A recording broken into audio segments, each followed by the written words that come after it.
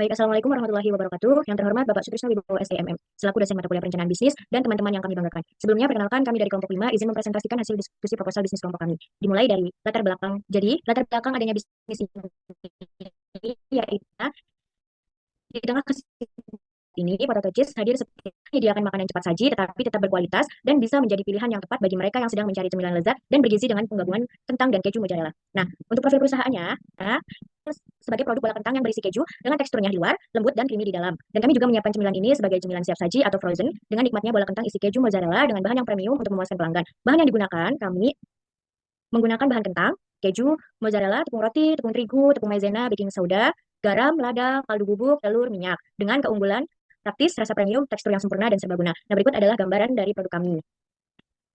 Lanjut. Nah, target pasar kami yaitu anak-anak, keluarga yang suka nyemil, dan partner yang suka kuliner dengan format penjualan siap saji dan frozen food. Visi dengan menjadikan pilihan utama masyarakat untuk cemilan berkualitas, tinggi yang lezat dan praktis dengan misi menghadirkan produk cemilan inovatif yang menggunakan bahan alami dan berkualitas, memberikan pengalaman rasa yang memuaskan untuk semua kalangan, dan berkontribusi pada gaya hidup praktis dengan menyediakan opsi makanan siap saji dan frozen. Dan dengan tujuan, kami berkomitmen memberikan pengalaman kuliner terbaik dengan produk berkualitas dan pelayanan prima, karena kepuasan pelanggan adalah prioritas kami. Selanjutnya di bab 3 ada bisnis model kanvas atau BMC. Yang pertama di sini ada customer segment. Di customer segment ini target pasar utama Potatis yaitu mahasiswa, keluarga, pecinta keju, dan pasar frozen food. Lalu yang kedua ada value proposition. Potatis menawarkan nilai unik kepada pelanggannya, yaitu camilan praktis dan lezat, tekstur dan bentuk menarik, bahan berkualitas. Lalu yang ketiga ada channel. Produk Potatis didistribusikan melalui event, media sosial, dan jualan online. Lalu yang keempat ada customer relationship. Potatis menjalin hubungan baik dengan revenue stream. Pendapatan utama Potatis berasal dari penjualan online, penjualan langsung, dan bundling. Selanjutnya ada NIS, yaitu konten pemasaran, promosi media sosial, dan partisipasi event. Selanjutnya ada key research, apa yang kerja kompeten, ada key partner, platform e-commerce, institusi cetak, cost struktur, komponen biaya utama yang harus dikelola yaitu biaya bahan baku dan pengolahan, biaya distribusi dan pemasaran, overhead dan tenaga kerja, dan yang terakhir biaya operasional. Kesimpulannya yaitu bisnis model kanvas ini mencerminkan strategi Potatis untuk memenuhi kebutuhan pasar dengan produk camilan praktis, berkualitas, dan inovatif. Dengan memanfaatkan saluran pemasaran digital dan kemitraan strategis, Potatis siap bersaing di industri makanan ringan dan frozen food. Selanjutnya di sini ada analisis SWOT. Yang pertama ada strength atau kekuatan. Potatis memiliki keunggulan utama yaitu 1. Menggunakan bahan premium, 2. Inovasi rasa, 3. Camilan populer, 4. Snack sehat, 5. Harga terjangkau. Lalu yang kedua ada weakness atau kelemahan. Ada beberapa kelemahan yang harus diperhatikan yaitu yang pertama pengalaman terbatas, 2. Sumber daya musiman, 3. Brand awareness, 4. Banyak pesaing, dan yang terakhir ada umur simpan singkat. Nah, yang selanjutnya atau yang ketiga ada opportunities atau peluang. Peluang yang dapat dimanfaatkan oleh Potatis meliputi tren makanan kekinian, kemitraan, penjualan online, alternatif vegan, ikut serta dalam event. Terus ancamannya, ancaman eksternal yang dapat mempengaruhi bisnis adalah persaingan ketat, perubahan selera konsumen, fluktuasi harga bahan baku, masalah kualitas bahan, dan perubahan tren pasar. Selanjutnya, strategi berdasarkan SWOT-nya. Yang pertama, strategi SO atau Strength Opportunities, yaitu memanfaatkan kekuatan untuk meraih peluang antara lain, menggunakan bahan premium untuk menciptakan rasa khas. Yang kedua, terapkan pemasaran yang efektif untuk menarik perhatian konsumen. Yang ketiga, bangun toko online untuk mempermudah akses pelanggan. Yang keempat, promosikan produk sebagai cemilan kekinian yang cocok untuk semua kalangan. Yang terakhir ada ikut event untuk memperkenalkan produk secara langsung. Yang kedua, strategi WO atau Weakness Opportunities, mengatasi kelemahan dengan memanfaatkan peluang antara lain, memanfaatkan media sosial untuk meningkatkan kesadaran merek, cari mitra berpengalaman di bidang kuliner untuk mendukung bisnis, kembangkan varian produk vegan dengan bahan alternatif, lakukan riset pasar untuk terus menyesuaikan tren konsumen, dan jalin kolaborasi dengan mitra strategis. Yang ketiga, strategi ST atau Strength Traits, menggunakan kekuatan untuk menghadapi ancaman, antara lain dengan menonjolkan keunggulan produk yang sehat, alami, dan bebas pengawet, kembangkan varian rasa baru untuk menarik minat konsumen, menjaga kualitas produk untuk membedakan diri dari pesaing, diversifikasi lini produk untuk mengurangi risiko dari fluktuasi harga bahan baku, dan tawarkan harga yang kompetitif. Nah, yang keempat, strategi WT atau Weakness Trait, meminimalkan kelemahan untuk menghadapi ancaman, antara lain fokus pada segmen pasar tertentu untuk meningkatkan penetrasi pasar, kembangkan produk dengan umur simpan lebih panjang, jalin kerjasama dengan petani lokal untuk menjaga stabilitas bahan baku, terapkan standar kualitas tinggi untuk meningkatkan kepercayaan pelanggan, dan cari supplier alternatif untuk mengurangi risiko fluktuasi bahan baku. Nah, kesimpulan dari SWOT, Potatis dapat menentukan arah strategi untuk memaksimalkan kekuatan dan peluang, serta memitigasi kelemahan dan ancaman dengan fokus pada inovasi produk, pemasaran efektif, dan kemitraan strategis. Perusahaan memiliki potensi besar untuk tumbuh di pasar cemilan modern. Selanjutnya ada bab 5, analisis kelayakan bisnis. Yang pertama, analisis pasar dan pemasaran. Tren pasarnya, makanan praktis dan frozen food semakin populer terutama di kalangan milenial dan keluarga yang menginginkan cemilan lezat dan siap saji. Kemudian segmentasi pasarnya, usia 7 sampai 40 tahun, terdiri dari pekerja, pelajar, dan keluarga yang tinggal di perkotaan. Mereka cenderung mencari cemilan yang mudah disiapkan, bernutrisi, dan memiliki rasa yang menarik. Analisis persaingannya, beberapa pesaing serupa terutama dalam kategori kroket atau nugget kentang. Namun, Potatis memberikan keunggulan dengan cita rasa unik dari keju mozzarella yang melumer dan tekstur kentang yang lembut yang membedakannya dari produk kompetitor. Yang ketiga, strategi promosi melalui media sosial, melalui e-commerce seperti Shopee Food, GrabFood, dan lain-lain, kemudian melalui testimoni pelanggan.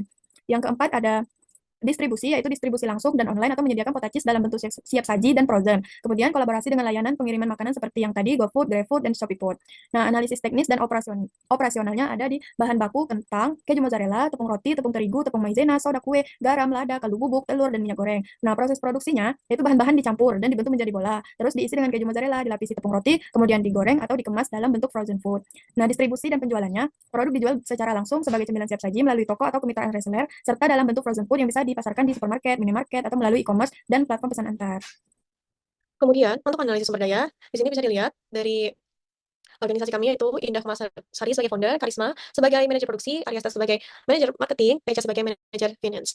Perencanaan tenaga kerja, ketua tim sebagai pengambil keputusan utama yang mengarahkan strategi dan perkembangan usaha. Tim dapur yang berfokus pada kreasi produk dan menjaga konsistensi mutu. Kemudian divisi marketing yang mengurus strategi penjualan dan komunikasi brand, sorry. Kemudian bagian administrasi yang mengelola arus kas dan pencatatan finansial, spesifikasi keahlian personel.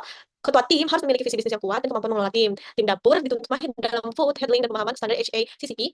Kemudian marketing harus menguasai platform digital dan teknik promosi modern. Bagian administrasi wajib teliti dalam pencatatan keuangan dan manajemen inventory. Keenam ini analisis keuangan, estimasi investasi awal, ini mencakup biaya peralatan dapur, kemasan, bahan baku, dan promosi harga jual dan proyeksi penjualan, potaci siap saji, di sini 15.000 dengan isi paket itu 3 bola, kemudian untuk 30.000 per paket, isi 6 bola. Untuk proyeksi pendapatan dengan target penjualan 50 sampai 100 paket per bulan, pendapatan diestimasikan sekitar 3 juta hingga 5 juta per bulan. Estimasi laba bersih sekitar memperhitungkan biaya bahan baku kemasan dan operasional diharapkan margin keuntungan bersih sekitar 25 sampai 30%.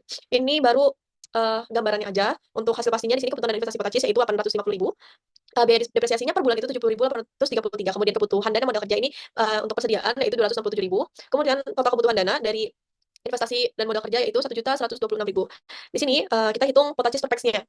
Per packsnya di sini asumsi untuk satu kali kita pembuatan satu kali produksi, asumsi 1 kilogram kentang 20.000, asumsi 250 gram keju itu 25.000, asumsi tepung dan bumbu 200 gram itu 10.000 ya. Untuk jumlah bola kentang itu 50 dalam satu kali produksi yaitu 1.100 per packs potacis itu isinya 3 pieces jadi 1.100 dikali 3 yaitu 3.300 untuk satu packsnya. Oke, kemudian bumbu adonan potacis di sini untuk kebutuhan per 16 packsnya jadi 50 itu bisa menjadi 16 packs itu 10.247 rupiah. Kemudian untuk kejunya 25.000, minyaknya 9.000, saus sambalnya 5.920, saus kejunya 5.280, untuk packagingnya 6.400. Kemudian untuk harga pokok produksinya di sini kita bisa zoom, bisa di zoom lagi. Di sini untuk kali produksi itu sekitar 7.164 per packs. Ini per packs ya. Benar kan per packs ya, per packs. Ini per packs sekitar segitu. Dengan harga jual 15.000. Variabel cost-nya, biaya bahan baku per packs-nya 7.164. Benar ya. Terus fixed cost-nya untuk total biaya tetapnya itu 1.920.833 rupiah. Di sini jadi kita harus menjualkan 245 box per bulan dengan 8 packs per hari. Kemudian dengan total itu 1.756.106 rupiah per bulan yang perharinya harus menghasilkan 58.537.000. Kemudian untuk analisis sosial, dampak ekonomi penyerapan tenaga kerja karena usaha kami membutuhkan tenaga kerja untuk produksi, pengemasan, distribusi dan pemasaran, peningkatan pendapatan masyarakat lokal, membantu uh, pemasok bahan baku lokal untuk membuat rantai pasokan, pemberdayaan UMKM, produk ini melibatkan kerjasama dengan UMKM sekitar seperti kafe dan lain-lain. Dampak sosial pemenuhan kebutuhan konsumen urban karena masyarakat perkotaan ini sering memiliki gaya hidup yang sibuk, cemilan yang sehat dan praktis ini menjadi pilihan bagi mereka. Pengaruh terhadap gaya hidup, potacis konsumen terbiasa memilih produk makanan yang lebih praktis dan bernutrisi. Inovasi cemilan dan kreativitas produk lokal menjadi inspirasi bagi inovasi cemilan lokal yang menggabungkan cita rasa tradisional dengan konsep modern. Tantangan sosial ekonomi. Tantangan bagi potacis yaitu daya beli dan preferensi rendah. Tidak semua lapisan masyarakat mampu atau terbiasa membeli produk cemilan. Tantangan ini bisa diatasi dengan berbagai strategi, diskon atau edukasi produk yang menekankan kualitas bahan. Kemudian keberlanjutan dan daya saing menghadapi pasar yang kompetitif, potacis perlu terus berinovasi dalam cita rasa dan kemasan agar tetap menarik di mata konsumen. Kemudian analisis dampak lingkungan, kemasan yang ramah lingkungan. Kami menggunakan kemasan biodegradable atau bahan yang dapat didaur ulang, pengolahan limbah. Jadi limbah dapur kami seperti sisa kentang dan bahan-bahan organik lainnya dikelola dengan baik dan dimanfaatkan sebagai kompos tanaman. Kesimpulan dan rekomendasi usaha cemilan potacis berpotensi untuk sukses karena menawarkan produk yang unik dengan rasa dan tekstur yang menarik. Dengan adanya peningkatan minat pada frozen food, potacis dapat dipasarkan sebagai produk yang memenuhi kebutuhan cemilan siap saji atau untuk stok di rumah. Bab selanjutnya, bab 6, exit strategi untuk potacis dapat digunakan jika perusahaan ingin mengakhiri operasional atau beralih ke model bisnis baru. Strategi ini disesuaikan untuk memastikan perusahaan tetap mendapatkan nilai maksimal meski harus keluar dari pasar. Merger atau akuisisi dapat menjadi exit strategi yang menguntungkan bagi bisnis potacis. Melalui merger atau akuisisi kami dapat memperoleh akses ke sumber daya yang lebih besar, memperluas pangsa pasar, memperkuat keunggulan kompetitif, dan meningkatkan efisiensi operasional. Kolaborasi dengan bisnis jenis atau yang memiliki keahlian komplementer dapat memperkuat merek kami dan meningkatkan nilai bisnis. Namun penting untuk melakukan analisis dan penilaian yang komprehensif terhadap calon mitra merger atau akuisisi untuk memastikan kesesuaian visi nilai dan tujuan bisnis kami. Penutupnya, untuk proposal kami yakin usaha kami ini akan sukses. Kami berkomitmen untuk memberikan pengalaman kuliner yang tak terlupakan dengan hidangan berkualitas dan cita rasa yang autentik. Dengan inovasi menu, pemasaran digital, dan kemitraan yang berkelanjutan, kami akan tumbuh memperluas jangkauan pelanggan. Kami juga akan mendukung ekonomi lokal, melibatkan masyarakat dan mempromosikan kekayaan kuliner serta nilai-nilai budaya. Dan sekalian, mohon maaf bila ada kesalahan dari kelompok kami. Sekian, terima kasih.